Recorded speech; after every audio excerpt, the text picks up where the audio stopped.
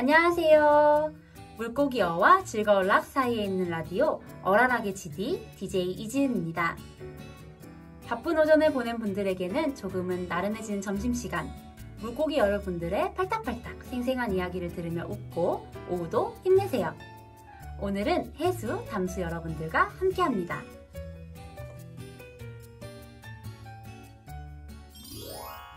해수와 담수에 살고 계시는 물고기 여러분들의 사연을 읽어드리는 시간입니다.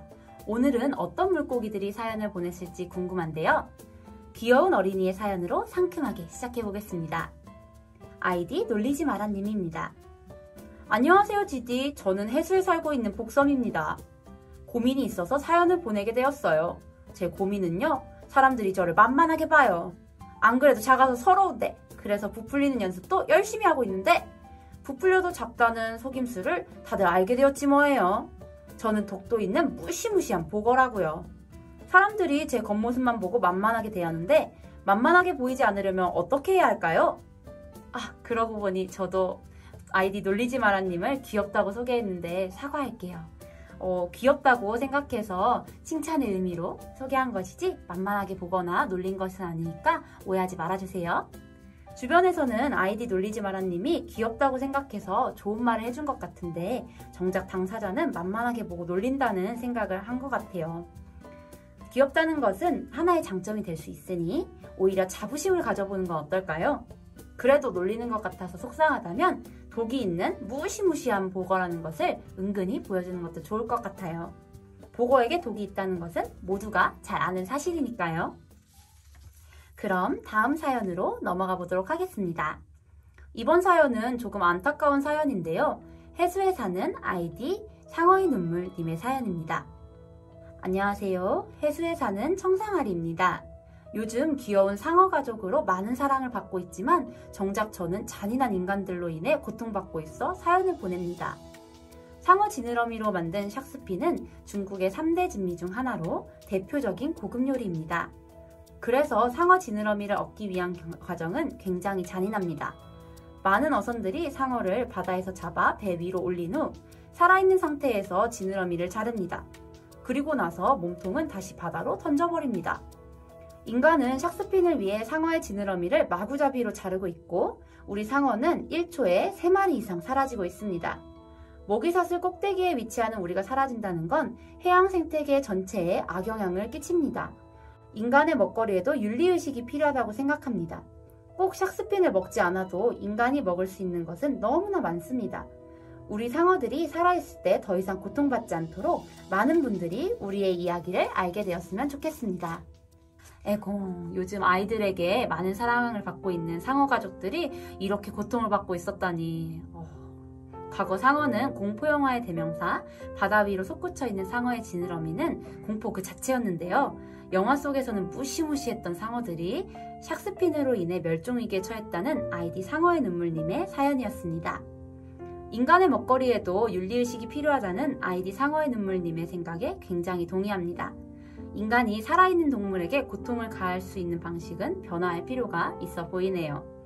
청취자분들도 아이디 상어의 눈물님의 사연을 듣고 내가 먹고 있는 것이 어떻게 만들어진 것인지 한 번쯤 생각해보는 시간을 가지셨기를 바랍니다. 자, 여기서 잠깐 청취자분들이 가장 좋아하시는 시간이죠. 쉬어가는 타임 코너 속의 코너, 노래 제목 맞추기 시간이 돌아왔습니다. 정답을 아시는 분은 문자 보내주시기 바랍니다. 그러면 오늘의 물고기 이름이 들어간 음악 들어볼까요?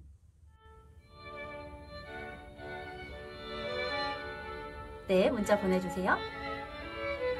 지금 많은 분들이 참여해주시고 계신데요. 숭어, 슈베르트, 그건 작곡가 이름이죠. 진이 예뻐요? 감사합니다. 네, 숭어. 네, 지금 송어랑 숭어로 많이 갈리고 있는데요. 정답은 숭어? 정답은 송어입니다. 네, 많은 분들이 헷갈리셨는데요.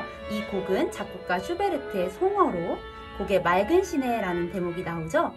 이것은 바닷물고기 숭어가 아닌 민물고기 송어를 가리킨다고 합니다. 참여해주신 많은 분들 감사드리고 가장 먼저 맞춰주신 유성구에 사시는 정현웅님께 선물 보내드리도록 하겠습니다. 네, 그럼 다시 사연으로 돌아가 볼게요. 다음으로는 보이시나요? 눈물로 도배된 사연이네요. 아이디 잘못된 만남님의 사연입니다. 안녕하세요, GD. 저는 담수에 사는 블루길입니다. 하소연할 곳이 없어서 사연을 보내요. 제가 좋아하는 여자애를 친구에게 빼앗겨 버렸습니다. 이런 일이 종종 있다고 하는데 저한테 이런 일이 일어날지는 상상도 못했어요. 보통의 수컷 블루길들은 산란기에 정성스럽게 둥지를 만들어 암컷에 구애합니다. 하지만 몸집이 작은 수컷 블루길은 둥지를 크고 멋있게 만들 수 없기 때문에 여장을 해서 다른 블루길들을 속이는데요. 작은 수컷 블루길은 암컷처럼 행동하며 다른 수컷의 둥지에 놀러가는 암컷을 뒤따라가 몰래 짝짓기를 시도합니다. 저도 마음에 드는 여자애가 있어서 고백하려고 둥지 청소도 해놓고 아주 들뜬 마음으로 기다렸는데요. 제가 마음을 얻으려고 열심히 노력했던 여자애에게 친구가 고백을 해버렸어요. 열심히 만들어둔 둥지를 점검하려고 함께 놀러오다가 잠시 기다리라고 한 사이에 저보다 작고 둥지도 저처럼 크고 멋있게 만들 수 없는 녀석인데 그래도 친하게 지내는 친구였는데 저 몰래 좋아하고 있었나 봐요. 심지어 제가 만든 둥지를 자기가 만든 것처럼 얘기해서 제가 좋아하는 친구가 확 반해버렸어요. 사실을 얘기하고 싶지만 벌써 둘이 반지도 나눠 꼈더라고요. 안 그래도 생태계 교란종으로 지정돼서 스트레스 받고 있는데 좋아하는 여자친구까지 빼앗겨버려서 너무 속상합니다. 지디, 저 좀 위로해주세요. 맙소사. 아이디 잘못된 만남님 너무 괴로우시겠어요. 친한 친구와 좋아하는 여자친구가 커플이 되었다니. 아이고. 그 친구에게 먼저 좋아하는 마음을 표현했다면 좋았겠지만 이번에는 어쩔 수 없게 되었으니까 털어버리세요.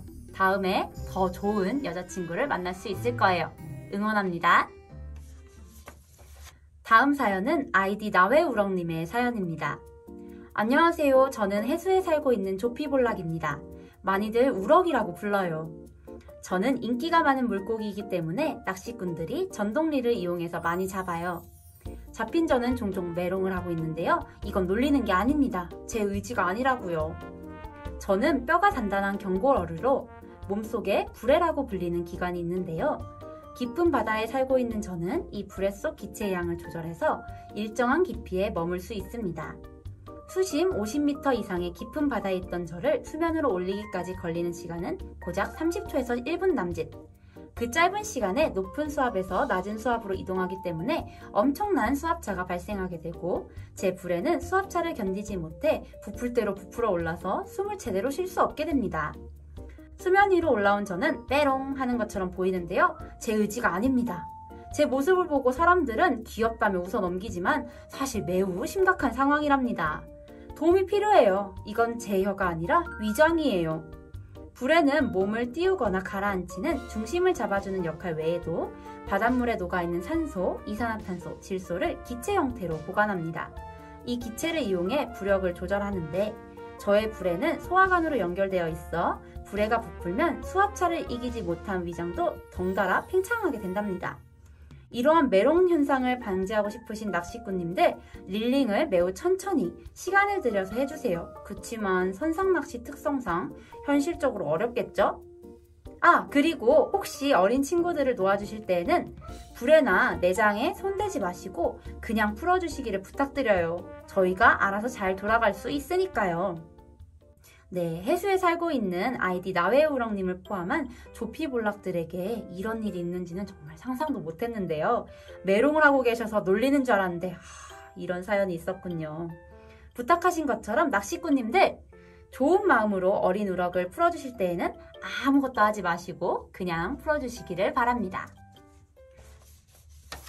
마지막으로 짧은 사연 하나 더 읽어드릴게요. 아이디 이름부자님의 사연입니다. 안녕하십니까. 해수에 사는 명태입니다. 사람들이 제 이름을 좀 제대로 불러줬으면 좋겠어서 사연을 보냅니다. 저는 잡는 방법과 잡힌 시기에 따라서 여러 이름으로 불립니다.